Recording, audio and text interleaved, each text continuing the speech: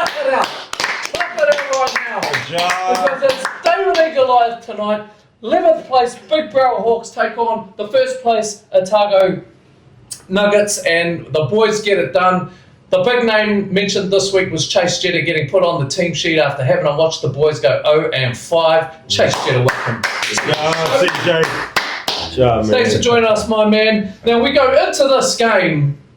Otago, number one defensive side in the league, allowing only 81 points per game. Stingy as defense, ninth on offense, 88, and the Hawks almost back to front.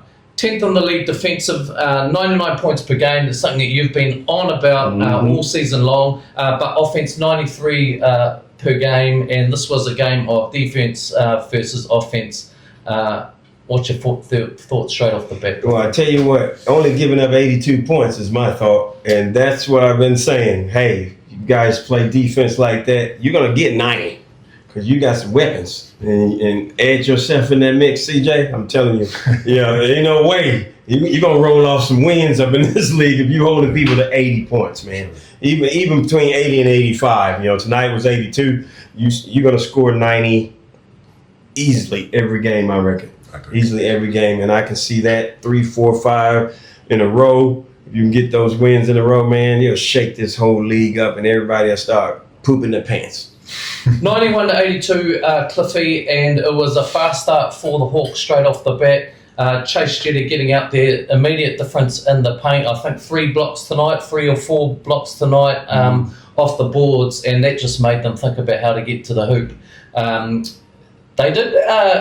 I sort of felt like they sort of squeezed the paint trying to force us to shoot threes, but they actually started going in. I saw when Chase sealed someone off, and Keanu, I think it was his first three, Chase is telling him, just shoot the ball, shoot the ball.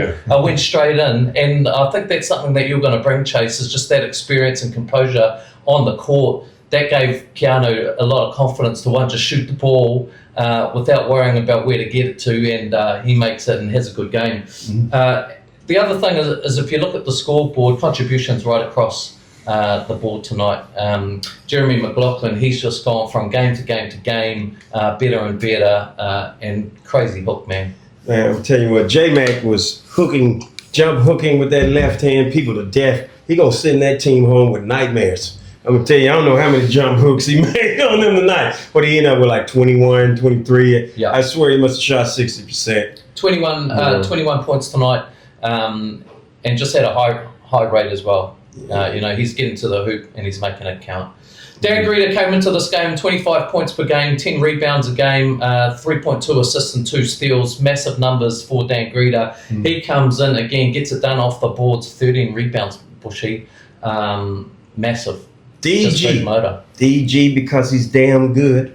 That boy goes hard. I talked to him for a game. I said, "You ready? You going? How you gonna play today?" He said, "Man, you know me. I'm always going hard, all out." And that's the way he plays. I love it. Love every minute of it. I wish I had. I had a couple teammates similar.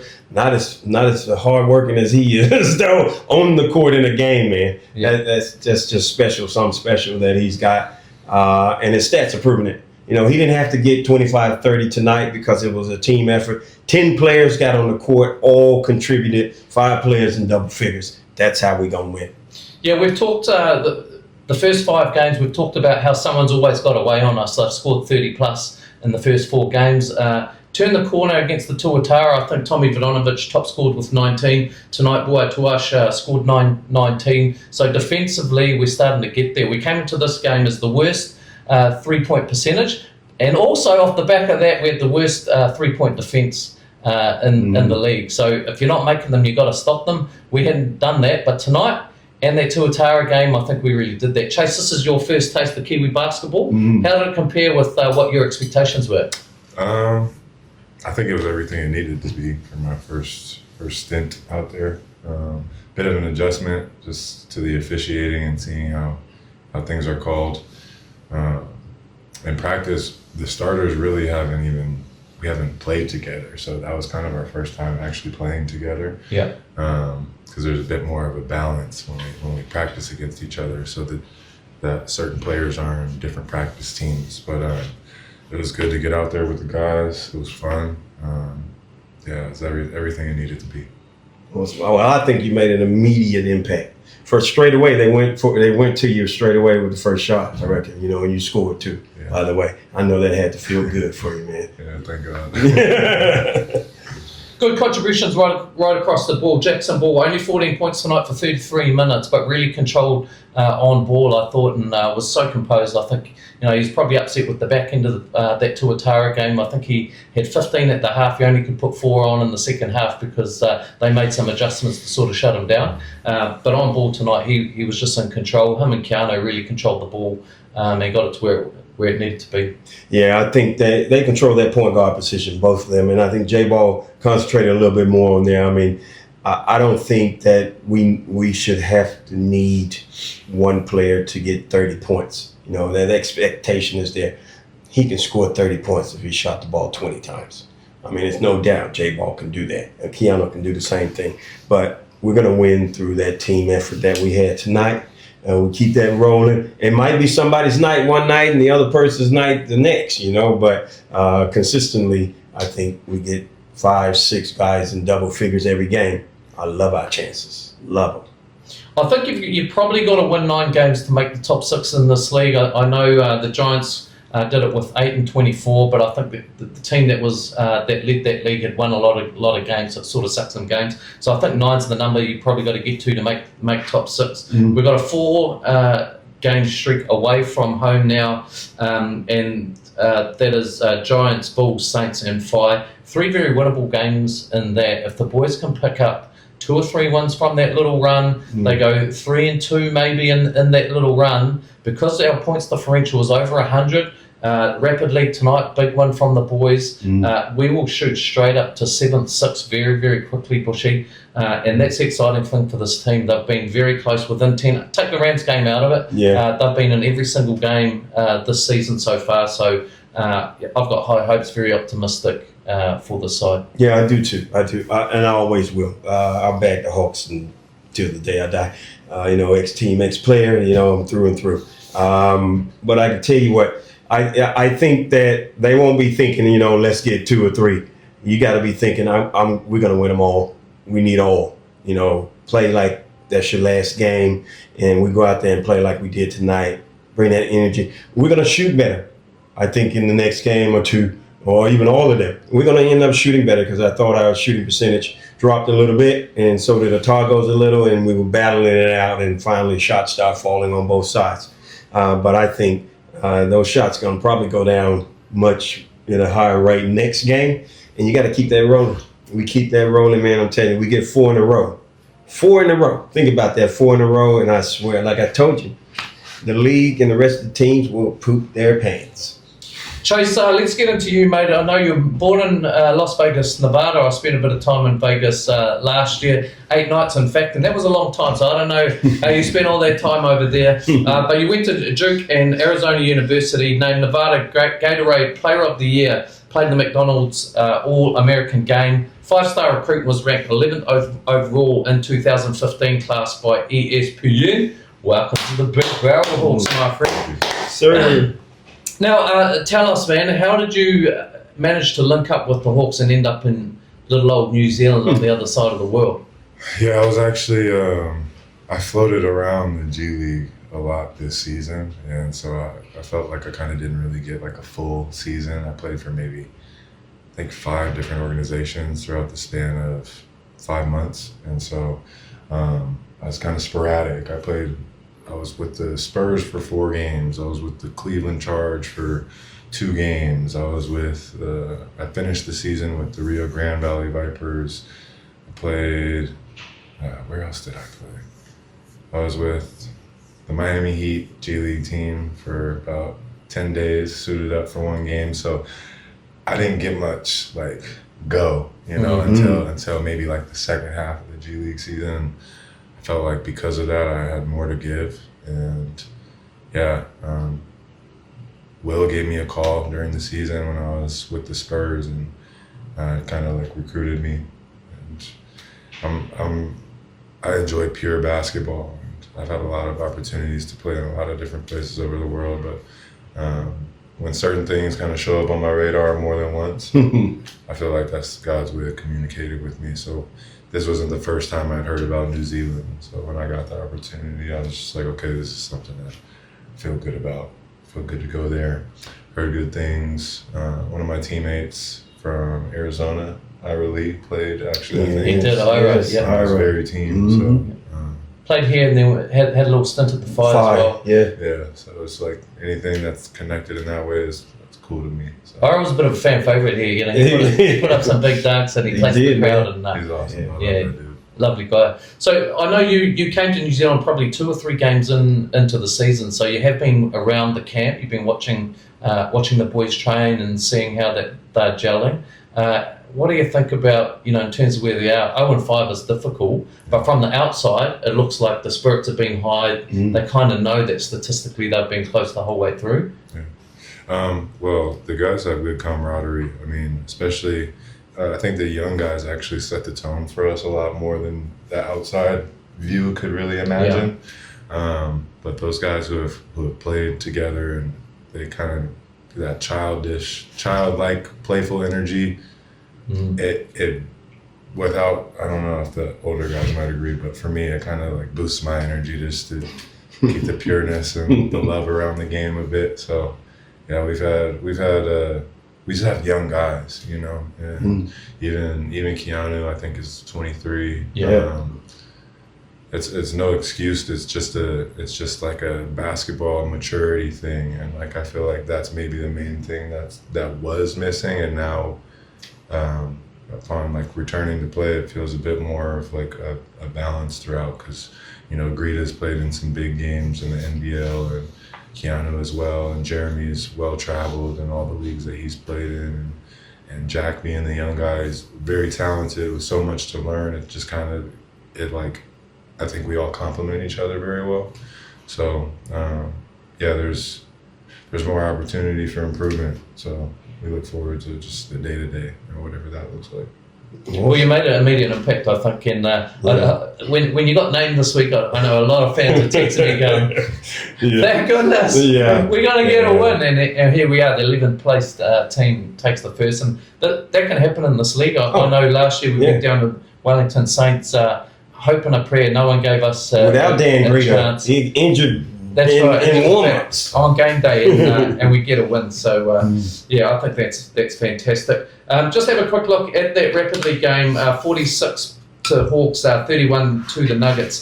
And Tommy Ferguson, we've slowly seen him build up this season. First few games, he didn't look, we were saying he's not quite there yet. He's not quite there. Well, the thing with Chase, you coming into this team, obviously Ezra and Tommy go back down into Rapid League and solidifies that space, and that showed on the court tonight.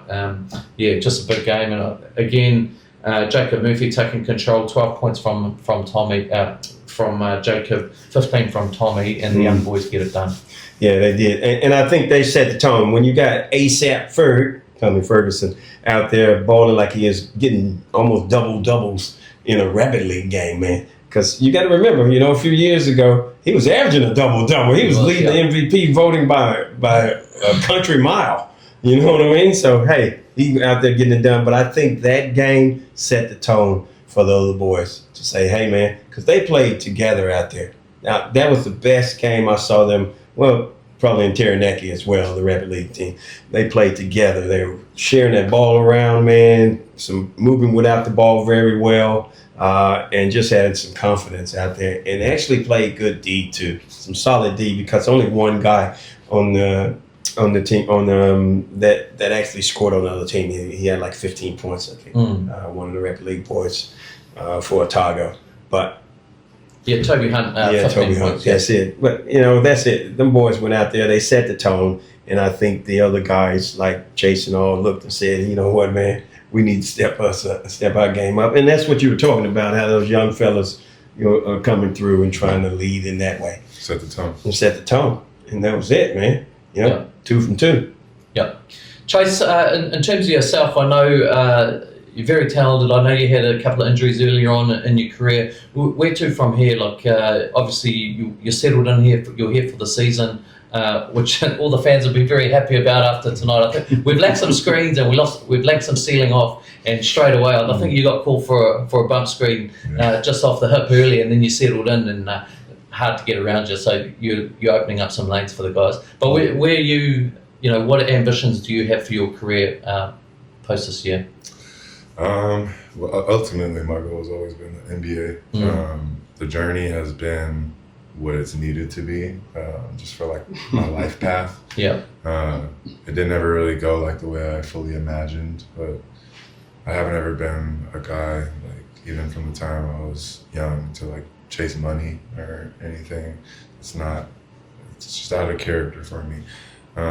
So coming into the situation that I'm in now, like I feel like all the places I've played from college on have been what I needed for my life, and versus like what maybe I thought I wanted versus what God had in store has been more of the shift that I've been more at peace with through everything, whether it was I feel like I've been like every type of player in my career thus far, where it's been like I've been the last guy off the bench, or the sixth man, or the star player, or a role player, to not even playing at all, and in all those positions, kind of being able to feel what that feels like, and then put myself in other people's shoes whenever the course of the season, any given person is any one of those players. So by learning through my experience has been my greatest teacher, and I just flow, you know. My man, preach it. 29 minutes tonight. We'll probably see those minutes stretch out as the season goes on, as well as you come back. But I think you found a home here. You certainly, there was a nice balance to the team tonight. Yeah, I just think in terms of size, you and J Mac playing off each other a little bit as well, and then Greta getting some rebounds. But Greta looks good at three. He gets down the court a lot quicker. He can worry about other things. So I thought tonight was as close as to a full team in terms of the best balance we've had all year. And then Will Lopez is able to put in some of those young guys to complement at the right time, and I think that's working out. I think Will's starting to figure that out now. So he was definitely relieved. I saw he got wet. He came out of the change room wet, so I think the boys christened him. Yeah, first win, hey, good on us. Okay, Bushy, we've got to do it as well. We've got to review the Hawks Tuatara game at Rodney Green Arenas last week. And I've got to say, right off the bat, they sent 3 Auckland referees down here, and they stunk up the arena. Let me tell you that. At halftime, the foul count was 14-6, and the Hawks right in that game. I think within a one shot, 2 basket game at halftime, but at 14-6 as the foul count really nullified the boys. They end up losing the first two quarters. The crowd. Listen, basketball crowds in New Zealand, they're knowledgeable. They know what's going on. Indeed, especially here in the Bay. That's right, and the crowd got stuck into them, and then they started evening it up. And where it doesn't pass the sniff test, Bushy, is they called almost more than twice as many fouls on the Tuatara in the second half as they did in the first. That doesn't work for my eyes. It just means they weren't calling them in the first half. And I think it's becoming a problem in the league. The refereeing is becoming a problem in the league. It's not just that game. It's been on social media. A lot of talk about other games as well, and the death being too affected by the referees. And again, we've talked about it, but it's one of the areas in this league where they haven't invested into.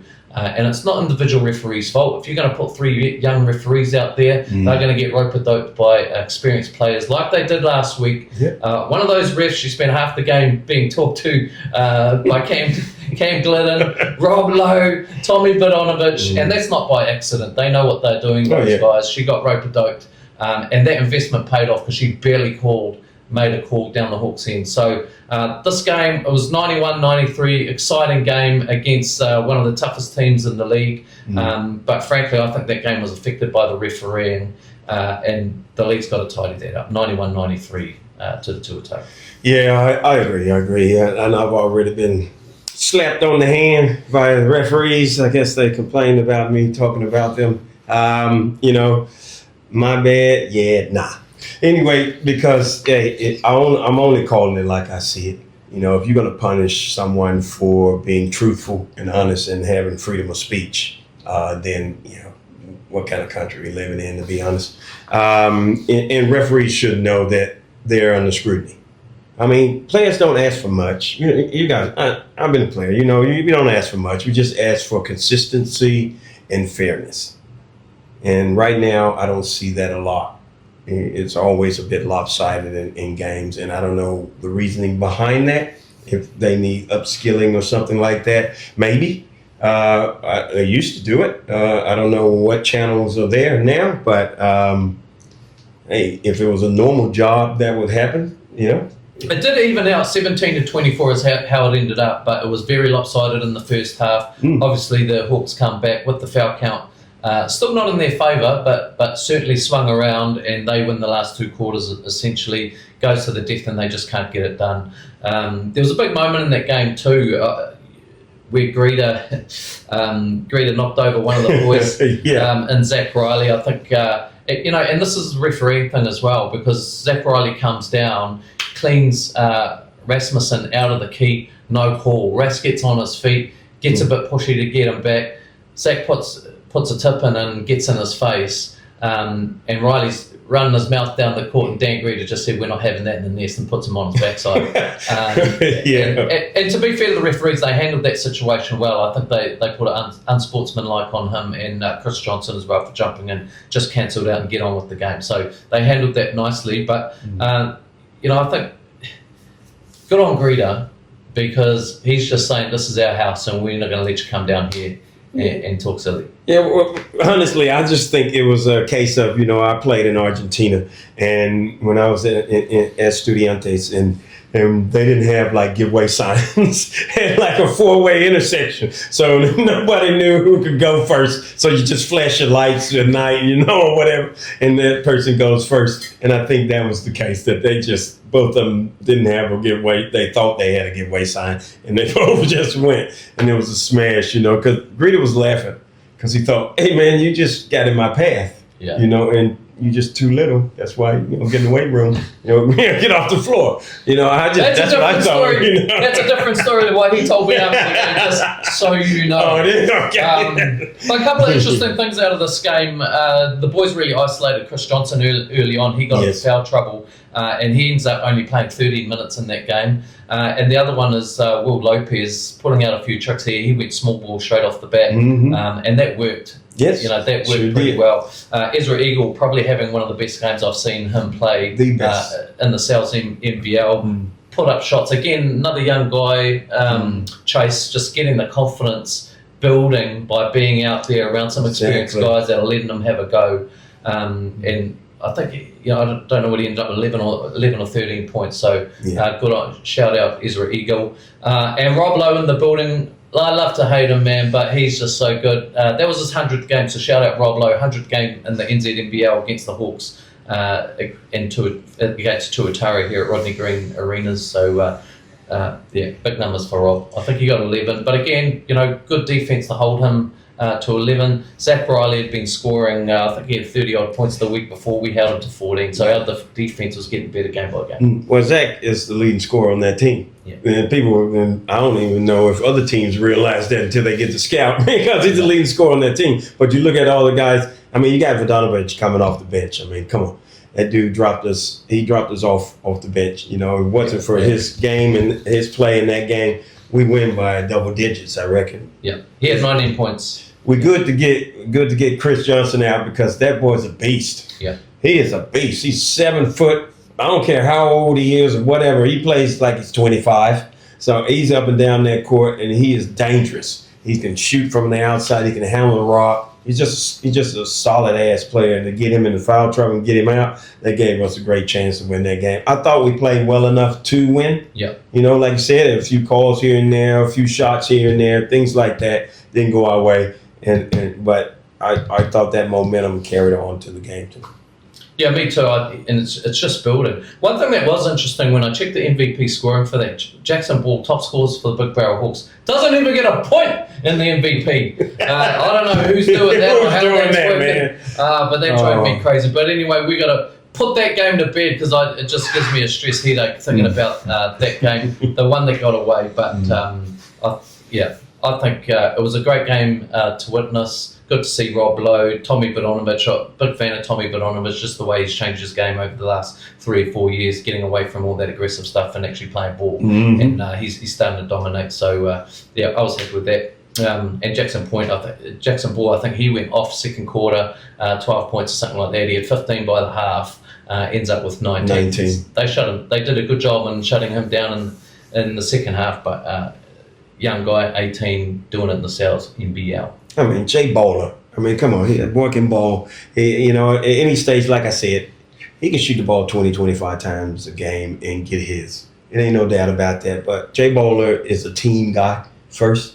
Know him quite well, and anybody around him will say the same thing. He's a team guy first, and he knows that, you don't need to go out there and shoot the ball 25 times, and still get hits, and that's what he's been doing. So, good on him. Chase, a one basket loss to one of the best teams in the league in the Tuatara. I think they were the best defensive team going into that, second best defensive team in the league going into that game. The Nuggets were the first, and a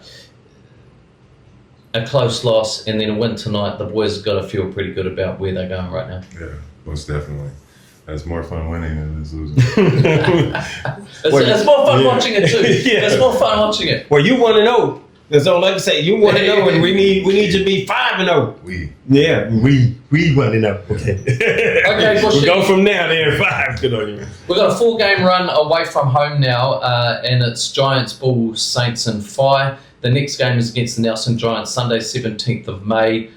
Giants in 9th place currently in the league. 5 games played, 2 wins, 3 losses, and a big loss to the Bulls, 73-97. This has got to be a game that we target for a win.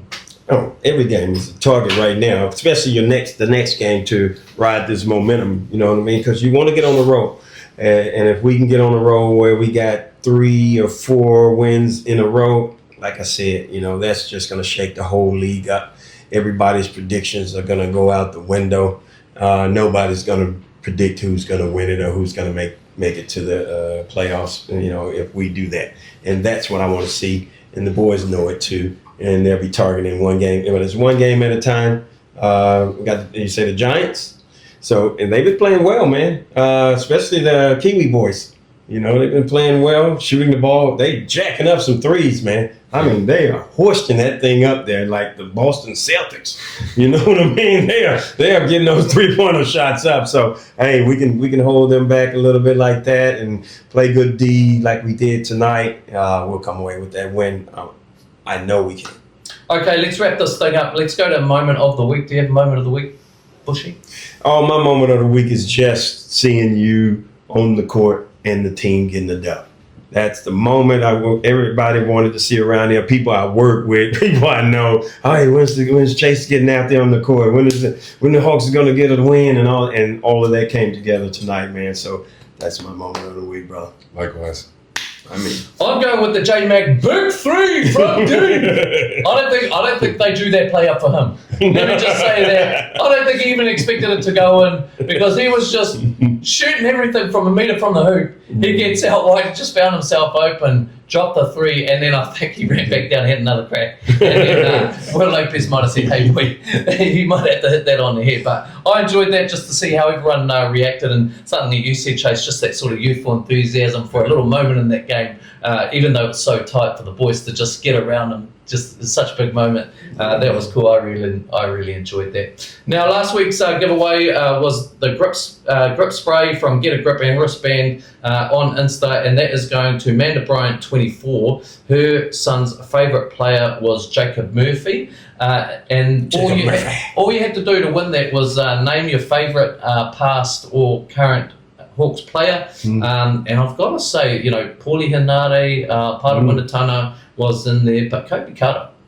Producer Kobe. And producer Kobe was all over that, The eh? kids love Kobe Carter, bro. The Cobra. But yeah, so Amanda Bryant, 24, her son's favourite player, Jacob Murphy, she's going to get the Get a Grip spray thanks to our friends at Get a Grip. Like I said, our next 4 games are away. It's Giants, Bulls, Saints and Phi. Next home game for the Big Barrel Hawks is versus the Nelson Giants here Thursday, 4th of June here at Rodney Green Arenas, 6 p.m. Get your tickets at hawks.flickit.co.nz. Chase Jetty, you're 1-0. Let's go. Go, baby. Let's go. We're done. Thanks, man.